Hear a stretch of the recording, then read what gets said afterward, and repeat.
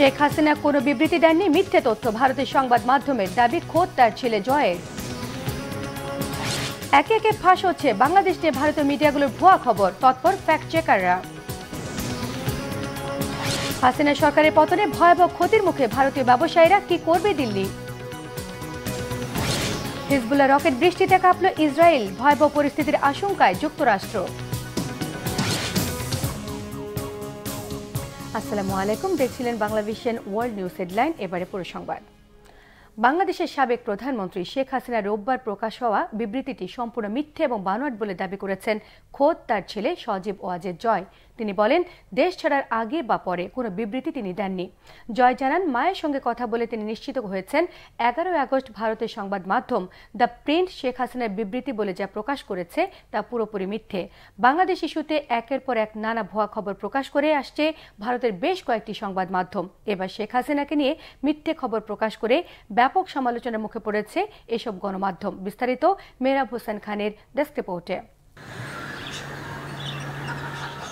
5 August ইস্তফা দিয়ে ভারতে পালিয়ে যাওয়ার পর থেকেই শেখ হাসিনার প্রতিক্রিয়া বা নির্দেশনা জানতে চাতক পাখির মতো অপেক্ষায় আওয়ামী লীগ নেতাকর্মীরা। ছাত্র জনতার রোষানল থেকে বাঁচতে দলের সিনিয়র নেতারা কেউ আত্মগোপনে আর কেউ দেশ ছাড়ার শূন্যতায় ভার্চুয়ালি এগিয়ে আসেন শেখ হাসিনা পুত্র সজীব ওয়াজেদ জয়।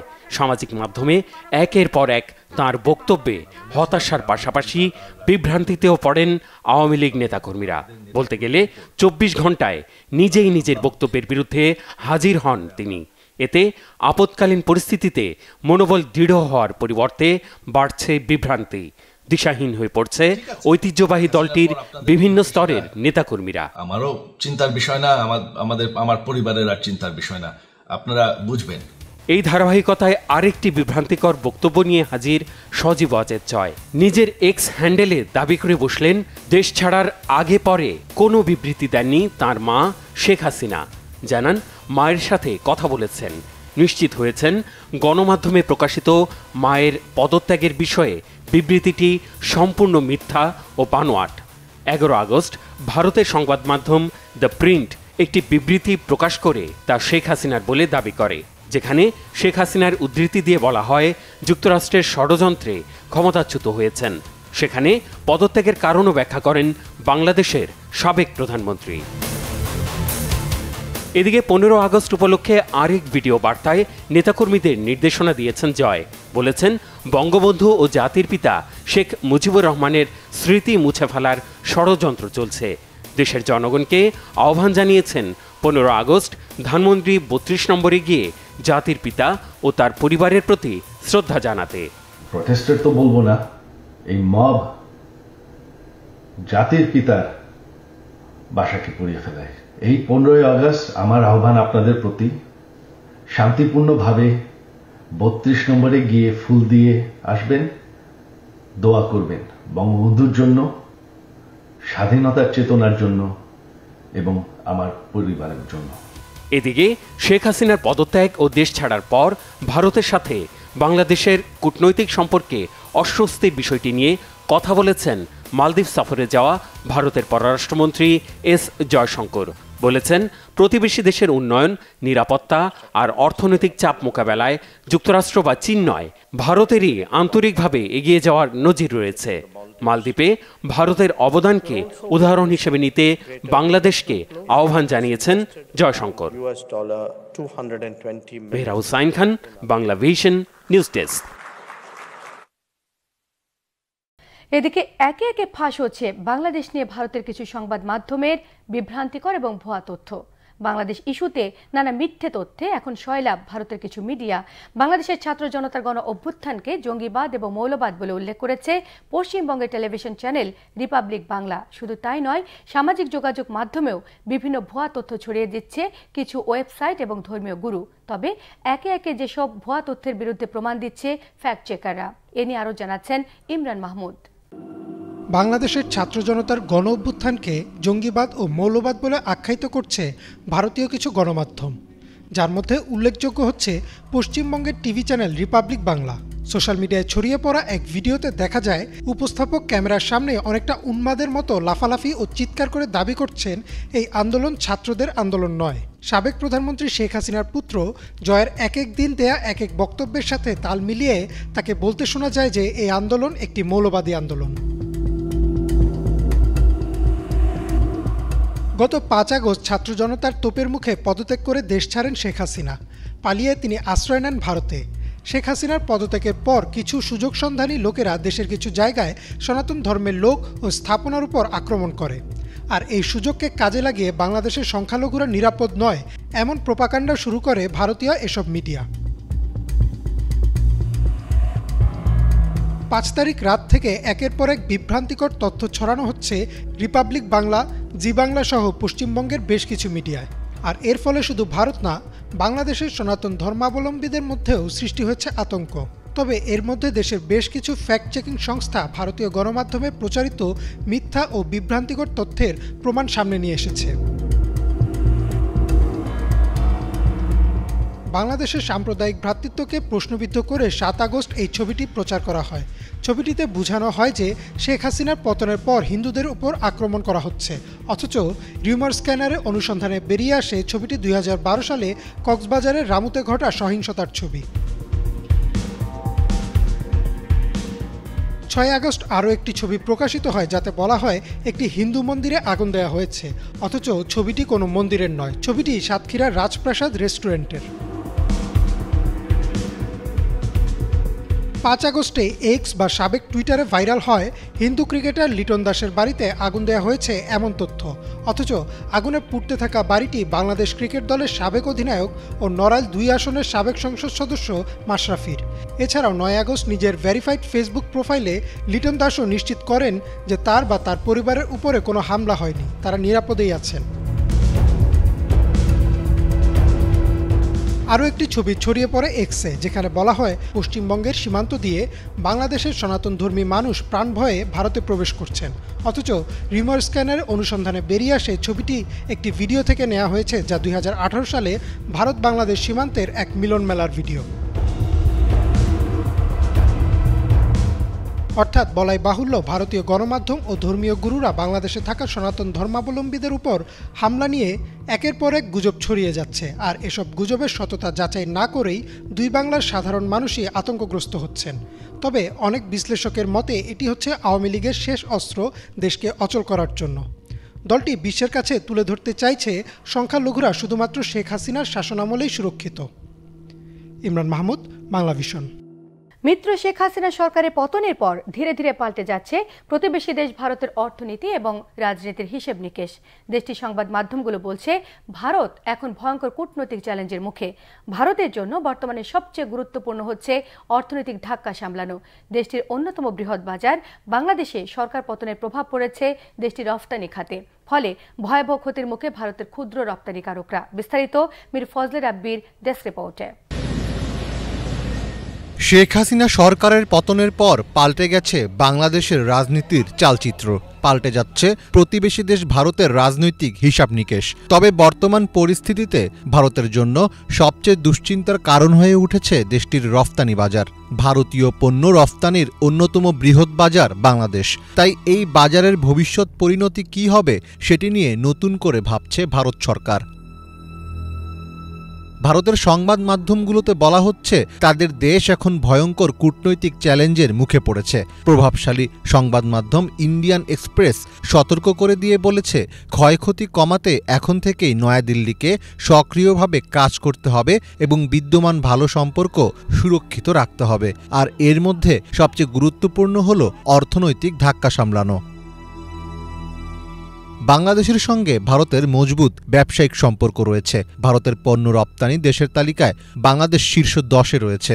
গত অর্থ বছরে বাংলাদেশে ভারত টেক্সটাইল, চা, কফি, অটো পার্টস, বিদ্যুৎ, কৃষি পণ্য, লোহা, স্টিল এবং প্লাস্টিক পণ্য রপ্তানি করে, যার বাজার মূল্য সব মিলিয়ে $11 বিলিয়ন বেশি। এছাড়া রেডিমেড গার্মেন্টস ও চামড়া এবং চামড়া পণ্য সহ ভারত বাংলাদেশ থেকে গত অর্থ বছরে $1.8 বিলিয়ন পণ্য আমদানি করে। কিন্তু গত মাসে বাংলাদেশে আন্দোলন শুরু হওয়ার পর থেকেই পরিস্থিতি পাল্টে যেতে থাকে, কমে যায় ভারতের বাংলাদেশমুখী রফতানির পরিমাণ। সম্প্রতি ভারতীয় ব্যবসায়ীদের দৈন্যদশা নিয়ে প্রতিবেদন প্রকাশ করে কাতার ভিত্তিক গণমাধ্যম আল জাজিরা। প্রতিবেদনে বলা হয়, বর্তমানে ভারতের অনেক ব্যবসায়ী উৎপাদিত কৃষিপণ্য বাংলাদেশে রপ্তানি করতে পারছেন না। কমে গেছে বিভিন্ন খাদ্যপণ্যের রপ্তানিও। প্রভাব পড়েছে দেশটির পোশাক খাতেও। এমন অবস্থায় ব্যাংকগুলো কবে থেকে এলসি সুবিধা দিতে পারবে সে ব্যাপারেও কোনো ইঙ্গিত পাওয়া যাচ্ছে না। ফলে বাধ্য হয়েই উৎপাদন কমিয়ে দিচ্ছেন সেখানকার কারখানা মালিকেরা। চলমান পরিস্থিতি নিয়ে এরই মধ্যে ভারতের বিভিন্ন রাজনৈতিক দলগুলোর সাথে আলোচনায় বসেছে দেশটির সরকার। রাজনৈতিক ও অর্থনৈতিক এসব সংকট ভারত কিভাবে মোকাবেলা করে সেটিই এখন দেখার বিষয়। মীর ফজলে রাব্বি, বাংলা ভিশন। বাংলাদেশের আপামর ছাত্র জনতার বিক্ষোভের মুখে পতন হলো শেখ হাসিনার সরকারের। তবে এমন ছাত্র আন্দোলনের জেরে সরকার পতনের ঘটনা বিশ্বে এটি প্রথম নয়। এর আগেও এমন আন্দোলনের সাক্ষী হয়েছে বিশ্ব। ইতিহাস ঘাটলে দেখা যায় ছাত্র জনতার বিক্ষোভের কারণে সরকার ভেঙে পড়েছিল শ্রীলঙ্কা, গ্রিস এবং দক্ষিণ আফ্রিকা সহ বেশ কয়েকটি দেশে। মীর ফজলে রাব্বির আরেকটি ডেস্ক রিপোর্ট। নজিরবিহীন এক ছাত্র আন্দোলনের মুখে পড়ে ভেঙে পড়ল শেখ হাসিনার সরকার।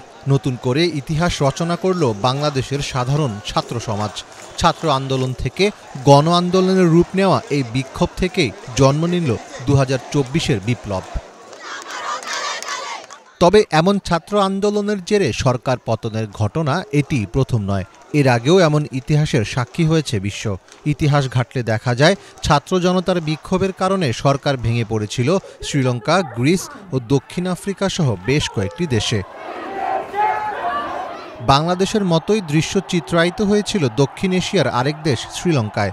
অর্থনৈতিক মন্দায় দেশ বিপর্যস্ত হয়ে পড়লে তীব্র ছাত্র জনতার আন্দোলনের মুখে দেশ ছেড়ে পালাতে বাধ্য হন শ্রীলঙ্কার প্রেসিডেন্ট গোতাবায়া রাজাপাকসে।